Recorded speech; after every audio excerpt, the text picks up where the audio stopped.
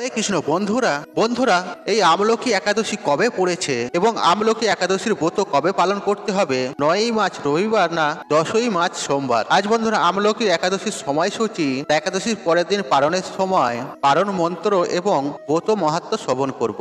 আর আমলকি একাদশী হলো ফাল্গুন মাসের শুক্লপক্ষের একাদশী। আর কথিত আছে যে বিবাহের পর শিব পার্বতী প্রথমবার যখন কাশীতে গিয়েছিলেন তখন তাদের আবির দিয়ে স্বাগত জানানো হয়েছিল। তাই এই একাদশীকে রঙ্গভরি একাদশী বলা হয়ে থাকে। আর এই আমলকি একাদশীর দিন যদি কোনো ব্যক্তি আমলকি বৃক্ষের স্মরণ করেন তাহলে তিনি গাবিদানের মতো পুণ্য অর্জন করতে পারেন। এমনকি আমলকি বৃক্ষ দর্শন করলে তার দ্বিগুণ ফল লাভ হয়। আর যদি আমলকি ফল এই দিন গ্রহণ করা হয় তাহলে গাবিদানের 3 গুণ ফল লাভ পাওয়া যায়। তাই হিন্দু ধর্মে আমলকি ব্রত খুবই মহত্বপূর্ণ।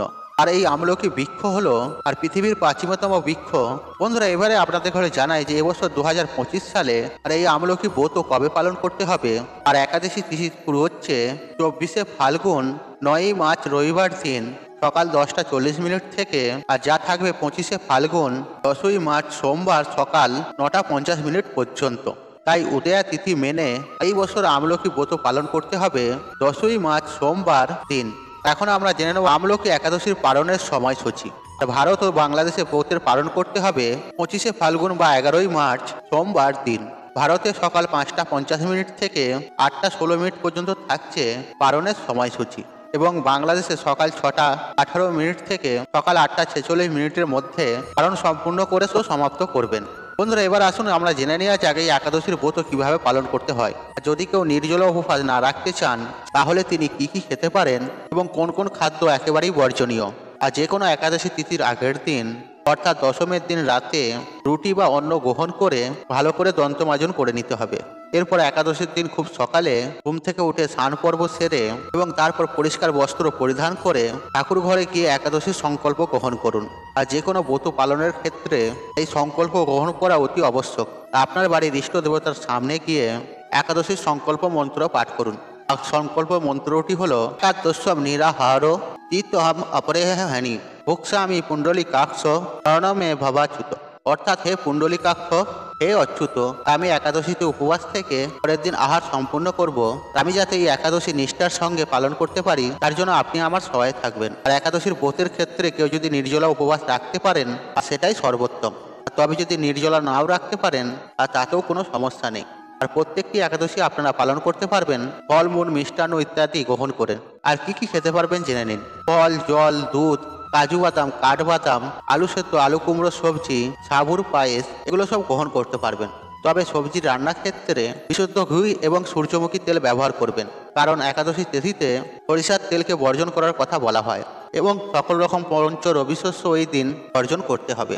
আর একাদশীর দিন সন্ধ্যাবেলায় ভগবান বিষ্ণু পটচিত্র বা মূর্তির সামনে একটি প্রদীপ প্রচলিত অবশ্যই করবেন এবং ভগবান বিষ্ণুর সহস্রনাম অষ্টোত্তর শতনাম জপ করতে পারেন।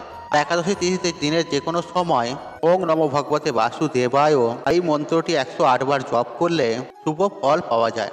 এবং এই দিন আপনারা বেশি বেশি করে ভগবানকে স্মরণ করবেন, হরিনাম করবেন, মালা জপ করবেন, ভগবদ গীতা পাঠ বা শ্রবণ করবেন এবং হরে কৃষ্ণ নাম জপ করবেন এবং তার সাথে নির্দিষ্ট একাদশীর ব্রত মাহাত্ম্য কথা কেউ অবশ্যই সম্পূর্ণ শ্রবণ করবেন। আর বলা হয় ব্রত কথা না শ্রবণ করলে ব্রত অসম্পূর্ণ থাকে। আর এই দিন যে কোনো রকমের তেল মশলা যুক্ত এবং তামসিক খাবার বর্জন করবেন আর নিজেকে মানসিক এবং শারীরিকভাবে পরিষ্কার রাখবেন। পরনিন্দা, পরচর্চা, মিথ্যা ভাষণ এগুলি থেকে নিজেকে বিরত রাখবেন। আর একাদশীতে রাত্রি জাগরণ করে ভগবান বিষ্ণুর নাম স্মরণ ও শঙ্কর কীর্তন করা অত্যন্ত পুণ্যজনক।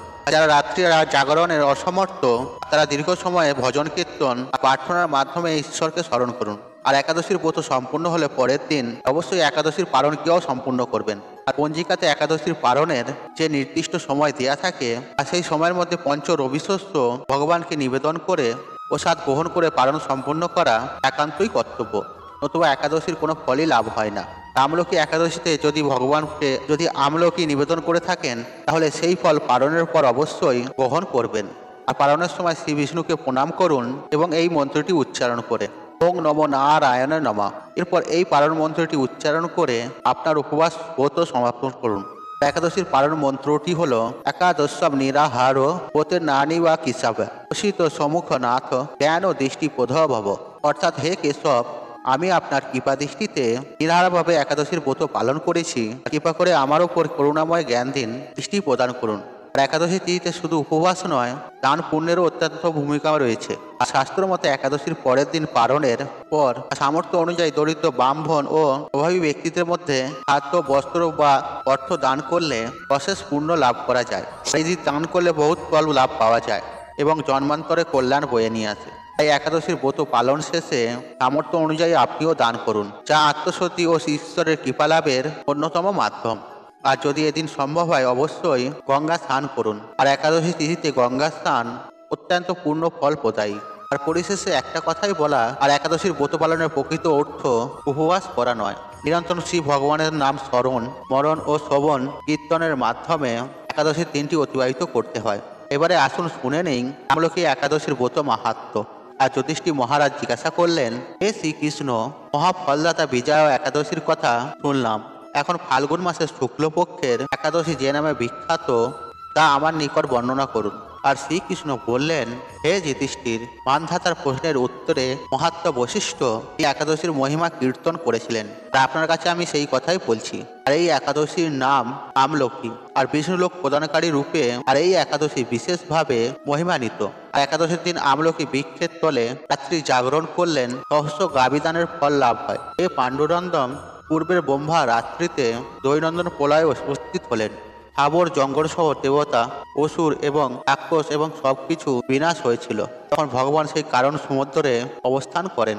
আর মুখপদ্ম থেকে চন্দ্রবন্দের এক বিন্দু জল ভূমিতে পড়ে। আর সেই জলবিন্দু থেকে একটি বিশাল আমলকির বৃক্ষের জন্ম হয়। আর এই বৃক্ষের স্মরণমাত্র প্রদানের ফল দর্শনে তাহার দ্বিগুণ এবং ফলভক্ষণ 3 গুণ ফল লাভ হয়। এই বৃক্ষে ব্রহ্মা, বিষ্ণু, মহেশ্বর সর্বদাই অবস্থান করেন।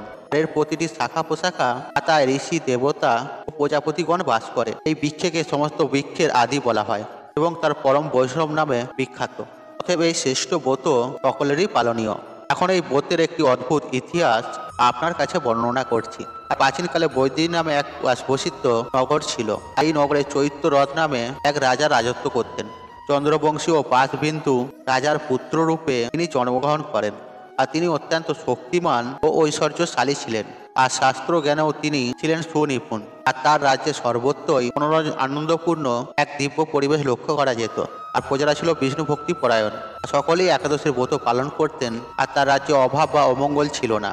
আর এইভাবে প্রজাদের নিয়ে রাজা চৈত্ররথ মহাসুখে দিন যাপন করতে থাকেন।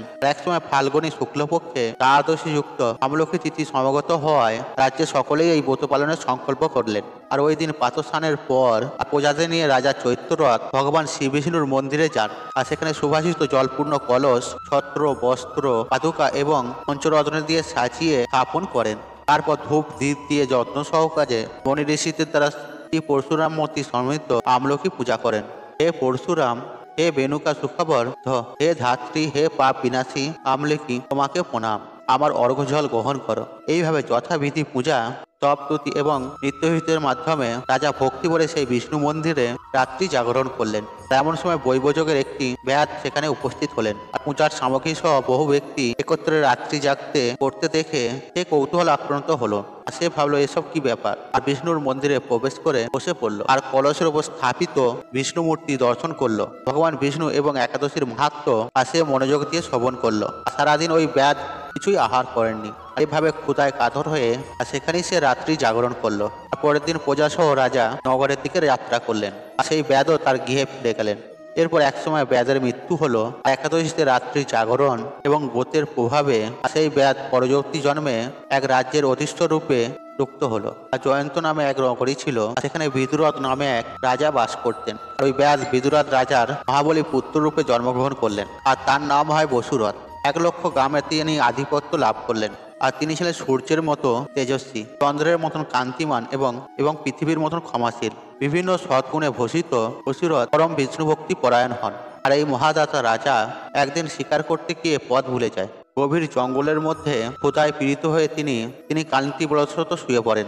এমন সময় কতগুলি পর্বত নিবাসী ম্লেচ্ছ রাজার কাছে এসে তাকে নানাভাবে উৎপীড়ন করতে থাকে। রাজাকে তাদের শত্রু মনে করে তারা তাকে হত্যা করার চেষ্টা করে। পূর্বের এই রাজা আমাদের পিতামাতা, পুত্র সবাইকে মেরে ফেলেছে, আমাদের গৃহ ছাড়া করেছে। আর এরকম বলতে বলতে লেচ্ছুরা রাজাকে হত্যা করতে উদ্যত হয়। আর তারা বিভিন্ন অস্ত্রশস্ত্রে তাকে আঘাত করতে শুরু করে। কিন্তু আশ্চর্য বিষয়, তাদের সকল প্রচেষ্টা ব্যর্থ হয়। রাজার কোনো ক্ষতি তারা করতে পারেনি। তখন রাজার শরীর থেকে নানা অলঙ্কারে বিভূষিতা এক পরমা সুন্দরী স্ত্রী মূর্তি আবির্ভূত হন। আর মহাশক্তিধারী ওই নারী অল্প সময়ের মধ্যেই সকল পাপীর নিচ্ছকে নিধন করেন। এরপর রাজা নিদ্রাভঙ্গ হলো। এই ভয়ানক হত্যাকাণ্ড দেখে রাজা অত্যন্ত বিস্মিত হলেন। আর তিনি বলতে লাগলেন, আহা, আমার শত্রুদের হত্যা করে কে আমার প্রাণ রক্ষা করলো? আর এমন কৃপালু কে আছে? এবং আমি তার প্রতি আমার কৃতজ্ঞতা প্রকাশ করলাম। আর এমন সময় দৈববাণী হলো, ভগবান কেশব প্রতীক শরণাগতকে রক্ষা করার আর কে আছে? আর তিনি শরণাগত পালক। আর দৈববাণী শুনে তিনি ভক্তিযুক্ত চিত্রে গৃহে ফিরে গেলেন। তারপর প্রজাসহ মহাসুখে ইন্দ্রের মতো নিষ্কণ্ঠ রাজ্য ভোগ করতে লাগলেন। আর বৈশিষ্ট্য বললেন, হে রাজন, যে মানুষ এই পরম উত্তম আমলকি একাদশী ব্রত পালন করেন তিনি নিঃসন্দেহে বিষ্ণুলোক প্রাপ্ত হন। বন্ধুরা, আশা করছি এই আমলকি একাদশী সময়সূচি এবং একাদশী পরের দিন পারণ ক্রিয়া সম্পূর্ণ করার নিয়ম এবং ব্রতমহত্ব শ্রবণ করে আপনি সমৃদ্ধ হয়েছেন। তাই বন্ধুরা, যদি আপনার এই ভিডিওটি ভালো লাগে তাহলে ভিডিওতে একটি লাইক করুন, কমেন্ট করুন, শেয়ার করুন এবং বন্ধু বান্ধব আত্মীয়জনদের সাথে শেয়ার অবশ্যই করুন। হরে কৃষ্ণ কৃষ্ণ কৃষ্ণ হরে।